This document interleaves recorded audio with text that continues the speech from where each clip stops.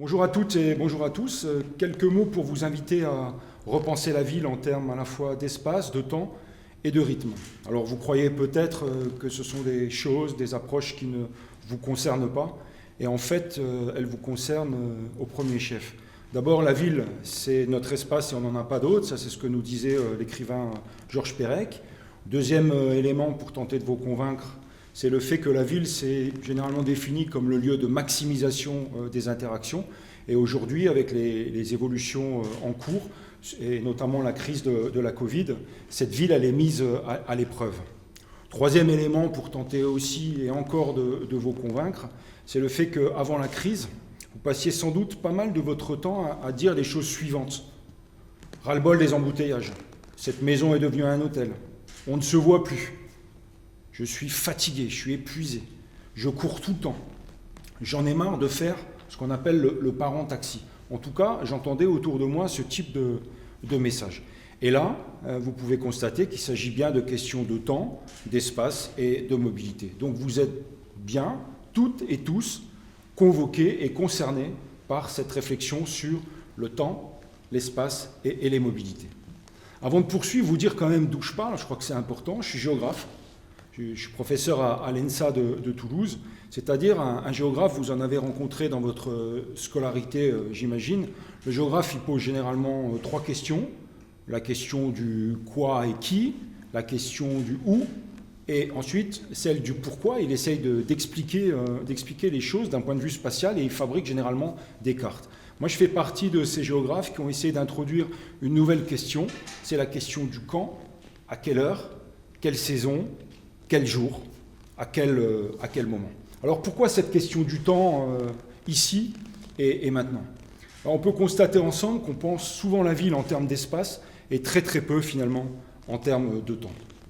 Pourtant, si vous observez la ville, elle n'est pas tout à fait la même le matin, à midi, le soir, début de la nuit, cœur de nuit et le matin. Pourtant, on l'aborde comme si c'était une entité, un être, j'allais dire, un être moyen. On réfléchit encore trop souvent la ville comme si elle ne fonctionnait aussi que 16 heures sur 24 et comme si elle ne fonctionnait que 5 jours sur 7. Là aussi, c'est étrange. Et enfin, dernier élément, on aménage souvent l'espace pour gagner du temps. Et là, je vais prendre l'exemple du TGV qui a rétréci finalement la France et l'Europe, donc le train à grande vitesse. Mais on aménage très peu le temps pour gagner de l'espace. Cette situation-là, elle est en train de changer et nous sommes obligés de changer de regard avant qu'il soit trop tard et changer de regard et de paradigme par rapport à cette approche de la ville. Alors, premier élément qui nous oblige à changer, c'est le fait que nos villes grignotent l'espace naturel et agricole utile. Un chiffre, on considère généralement que tous les 7 ans, il y a l'équivalent d'un département français, donc la surface d'un département français, qui disparaît sous l'urbanisation. Donc ça, c'est un élément important. Le deuxième, on a de plus en plus de conflits d'usage dans une ville qui est désormais à plusieurs temps, parce qu'on n'a plus les mêmes rythmes de fonctionnement, les mêmes temps sociaux, et notamment la nuit. On le sait dans les villes universitaires, où la ville qui dort, ou qui essaye de dormir, rentre en conflit avec la ville qui s'amuse. Troisième élément, on passe de plus en plus de temps dans les transports pour essayer de joindre l'autre bout des métropoles éclatées. On habite dans ce que Paul Virilio avait appelé des outre-villes, c'est-à-dire des villes au-delà de la ville, et on tente de rejoindre un point de cette métropole ou métapole ou mégalopole en utilisant évidemment les transports, et on perd beaucoup de temps là-dedans. On a beaucoup de mal aussi à se synchroniser en famille, en entreprise et dans les villes. On entend souvent on ne se voit plus, ça c'est un élément souvent de diagnostic qu'on pose. On se rend compte de moins en moins. C'est pas parce qu'on n'habite pas la même ville, qu'on n'habite pas le même appartement, le même quartier, ou qu'on ne travaille pas dans la même entreprise, mais tout simplement on est dans les mêmes espaces, mais puis au même moment. Puis dernier élément, on est de plus en plus décalé avec les rythmes naturels. Et là, on a bien des questions d'articulation des espaces et des temps. Il me semble que ce modèle n'est plus soutenable, pour ne pas utiliser le terme un peu ambigu de durable, et il me semble qu'on doit pouvoir intégrer le temps comme un levier des politiques de développement durable, au même titre que l'énergie ou l'espace. Ce qui me semble important également, c'est le fait que la pandémie a été l'occasion d'y réfléchir, seul ou ensemble. Je crois que pendant le confinement, on a tous pris le temps de mener une introspection. Introspection sur nos vies, sur l'accélération, sur nos libertés, sur nos manières de consommer, mais aussi sur nos manières d'habiter au sens physique, mais aussi poétique du monde. Deuxième élément, me semble-t-il important dans cette relation à l'espace et au temps pendant la pandémie, c'est le fait que la proximité est devenue une dimension centrale en termes de services et d'alimentation. C'est presque de souveraineté dont il s'agit. On a aussi mesuré l'importance de certaines choses simples qui prennent du temps, et on voit le succès des émissions, par exemple, de cuisine, faire un repas.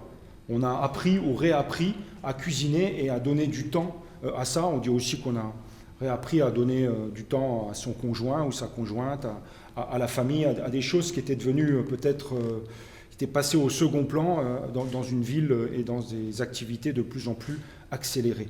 Autre élément issu peut-être de cette crise qu'on vit ensemble, c'est le fait qu'on n'a plus envie de faire des dizaines de kilomètres chaque jour pour aller travailler. En gros, les Français font 20 kilomètres à vol d'oiseau pour rejoindre leur lieu de travail à partir du domicile. Mais en même temps, on n'a pas toujours envie de passer des journées devant nos écrans. Il me semble que les uns et les autres, celles et ceux qui avaient la chance de ne pas être confrontés directement au virus, et là j'aimerais quand même avoir une pensée pour les premiers de corvée. On avait parlé de premiers de cordée, mais il y a aussi les premiers de corvée, celles et ceux qui ont continué à travailler pendant qu'on était dans nos métiers, notamment à l'abri de nos appartements. Donc, et à ce moment-là, on a bien compris l'importance de l'espace public et de l'extérieur. Je crois que quand on regardait l'espace public, quand on regardait les cafés fermés, quand on regardait les places vides, on se rendait bien compte de l'importance de l'extérieur et de l'espace public, une importance qui sera accrue pendant le déconfinement. Et dernier élément, sans doute, le plus important, c'est qu'aujourd'hui, la question de la qualité de la vie, une bonne qualité de la vie, est au cœur de la réflexion d'un certain nombre de personnes et de responsables. Alors ma contribution par rapport à ça, elle est simple. Moi je pense que pour retrouver la maîtrise des temps de nos villes et des temps de nos vies, je vous propose 3 choses qui sont une façon de les présenter différentes mais qui rejoignent le même objectif. Première, c'est utiliser la clé des temps comme un levier pour le développement soutenable. On a l'habitude de travailler en termes de développement durable sur la question de l'espace, sur la question de l'énergie, qui n'est pas ma question en tant que géographe. Donc, essayer d'utiliser la clé des temps. Moi, j'aime bien cette figure-là. Le deuxième, c'est de réfléchir à la ville, pas comme quelque chose de donné et de définitif, mais comme quelque chose de malléable, de réversible et d'adaptable. Donc cette idée de la ville comme un rythme et une manière de fluer, quelque chose qui soit capable de résister aux crises, car les crises se succèdent, on est de plus en plus dans l'incertitude et il faut être capable de construire ces écosystèmes qui vont réagir. Et troisième élément qui vous concerne peut-être moins si vous n'êtes pas des spécialistes de l'urbanisme, mais qui me concerne plus moi-même et mes collègues, c'est cette idée de construire ce qu'on a appelé un urbanisme des temps et un urbanisme des rythmes. Vous allez me dire... il est en train de nous perdre parce que le terme est complexe, urbanisme, rythme et temps. Alors j'ai imaginé que je pouvais vous donner quelques petits exemples et décliner ma proposition autour de quelques principes. Le premier, très simple, il s'agit d'aménager le temps pour gagner de l'espace. Souvenez-vous, au début de mon propos, je disais qu'on aménage souvent l'espace pour gagner du temps. Comment on peut faire le contraire, puisqu'on adopte cette clé d'entrée temporelle, voire spatio-temporelle. On peut par exemple inscrire dans les documents d'urbanisme, qui sont les plans locaux d'urbanisme ou les schémas de cohérence territoriaux, des instruments pour organiser nos villes, l'interdiction de construire des immeubles d'habitation à plus de 10 minutes d'un pôle de services et de travail. Donc ça, c'est la première proposition. La deuxième proposition, c'est de penser la ville, le quartier et vos appartements comme un espace, des espaces hybrides, c'est-à-dire où les activités peuvent cohabiter à proximité.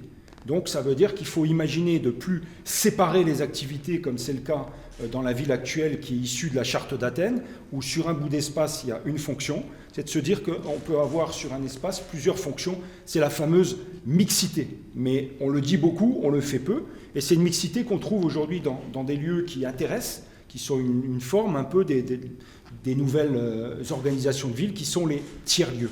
Donc ce n'est pas un lieu de travail, ce n'est pas un lieu de résidence, c'est un tiers-lieu. Troisième proposition, aménager le temps pour lutter contre les encombrements. Quand on a des encombrements dans une ville, le matin ou le soir, qu'est-ce qu'on fait? On rajoute un tube, on rajoute une voie sur l'autoroute ou un système de transport. Il y a une autre solution. Il suffirait de décaler les horaires d'entrée le matin dans certaines entreprises, collectivités, organisations, et le soir, pour qu'on passe du bouchon, de l'encombrement, à la fluidité du trafic. Mais ça demande de l'intelligence collective, ça demande du partenariat et de l'échange. Par contre, ça n'oblige pas à produire, comme on le faisait dans la modernité, des kilomètres d'autoroute. Quatrième et avant-dernière proposition, c'est sans doute celle qui m'intéresse le plus, celle à laquelle je tiens le plus, c'est de réfléchir la ville, les quartiers et les bâtiments, donc toujours de façon multiscalaire, comme une salle polyvalente. Alors c'est pas très, désirable une salle polyvalente quand on pense aux salles polyvalentes des villages de notre enfance, mais c'est l'idée qui est importante, c'est-à-dire qu'on va avoir des activités qui vont se succéder au fil du temps, des heures, de la journée, des mois ou des saisons. Jusqu'à présent, quand on a une fonction dans une ville, quand on pense à une activité, à une fonction, qu'est-ce qu'on fait? On fabrique un nouvel objet célibataire qu'on va mettre en périphérie. Moi, la proposition que je fais, c'est qu'au contraire, on essaye d'accumuler sur le même espace différentes activités au cœur pendant la même journée, pendant la même semaine. Par exemple, le fait qu'un campus universitaire puisse être utilisé l'été pour d'autres activités, qu'un bâtiment public en journée puisse devenir un dortoir la nuit pour les SDF, qu'une école, le jour, puisse devenir un espace de réunion en soirée. C'est pas si compliqué, ça demande de la confiance, de l'échange, du partenariat, et là on gagne finalement de l'espace, on n'est pas obligé d'utiliser et de construire un nouveau bâtiment, puisqu'on en a déjà un à disposition. Le cinquième et dernier élément, c'est l'idée de garder des espaces et des temps disponibles pour s'adapter. Et je vais redire un mot sur la pandémie qui nous concerne en ce moment. C'est l'idée que les rues, les parcs, les places peuvent aujourd'hui, lors du déconfinement, accueillir des terrasses et des commerces. Donc ça veut dire que quand vous avez vécu le confinement, et on sait que c'était très, très difficile, heureusement qu'on avait de l'espace à proximité, qu'il y avait des berges, qu'il y avait un petit peu d'espace public et autres. Donc on veut faire la ville sur la ville, mais il me semble qu'il faut qu'on laisse de la place pour des possibles adaptations. Alors pour conclure, car il faut conclure, je vais inviter les acteurs de la fabrique urbaine, mais aussi vous toutes et vous tous, à utiliser cette clé des temps et des rythmes pour deux choses: limiter la consommation d'espaces agricoles et naturels, et deux, éviter la dilution de la ville en favorisant l'intensité urbaine. Je crois que c'est une chance et c'est une opportunité. Pourquoi une chance et une opportunité? D'abord parce que la question concerne tout le monde. Si je vous parle d'économie, si je parle de social, si je parle de technologie, il y a des sachants et finalement on se sent un peu exclu du débat. Là, sur la question du temps, chacun a quelque chose à dire. Et de toute façon, la question concerne tout le monde, que ce soit le public, le privé, les organisations et les individus. On est toutes et tous des donneurs de temps, mais aussi des acteurs qui subissent un certain nombre de temporalités. Donc première chose, ça concerne tout le monde. Deuxième, c'est une compétence partagée qui va obliger au partenariat et au dialogue. Et on sait qu'on est dans une société de séparation encore, qui fonctionne encore trop en silo. On veut du transversal, on veut mettre les choses à plat. C'est la possibilité de le faire à partir de la question du temps, d'autant que cette notion de temps, elle concerne des aspects très concrets de la vie quotidienne et de la proximité, un décalage d'horaires de transport, décalage d'une entrée dans des horaires d'une école, et des choses qui renvoient à cette fameuse vie quotidienne, et j'allais presque dire, utiliser ce terme, aux vrais gens que les politiques sont toujours en train de rechercher sur les marchés. Les vrais gens, ils sont partout. Ils sont ici à côté de moi, ils sont partout, donc il suffit de les regarder fonctionner dans leur quotidien. Évidemment, ils n'ont pas toutes et tous les mêmes quotidiens. Ça renvoie aussi la dimension du temps à des dimensions sensibles et humaines. Et quand on parle d'aménagement du territoire, d'urbanisme, on est souvent dans des notions qui sont techniques, qui sont sur de la matérialité. Là, on renvoie à du sensible. Quand on parle de temps, qu'on discute avec un père, une mère célibataire qui court toute la journée pour amener son gamin à l'école, voilà, on est sur des choses vraiment qui touchent à la vie. Parfois, on est dans la nostalgie quand on parle de la nuit, du temps d'avant. Voilà, donc ça renvoie à des dimensions sensibles, c'est très important. Ça oblige à l'intelligence collective. Tout le monde parle d'intelligence collective, nous on parle même d'intelligence territoriale, et on a beaucoup de difficultés à le faire, sauf à parler de ville intelligente, de smart city et d'interconnexion permanente. Mais je crois que l'intelligence collective, c'est ce qu'on doit construire pour la ville de demain, et il me semble également que la crise sanitaire nous y invite.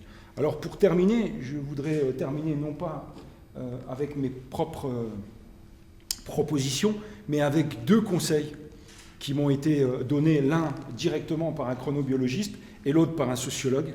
Le premier chronobiologiste s'appelle Bernard Millet, et il m'a rappelé un jour qu'on réfléchissait sur la ville 24 heures sur 24, il m'a rappelé la chose suivante: sans rythme, pas de vie. Et le second, c'est Krakauer, qui était sociologue. Lui, je n'ai pas eu la chance de le rencontrer.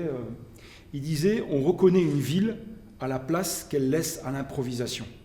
Donc c'est quelqu'un qui travaille dans l'urbanisme, dans la géographie, dans l'aménagement, qui vous dit aujourd'hui peut-être qu'il ne faut pas tout aménager, et sans doute qu'il faut apprendre à aménager. Merci.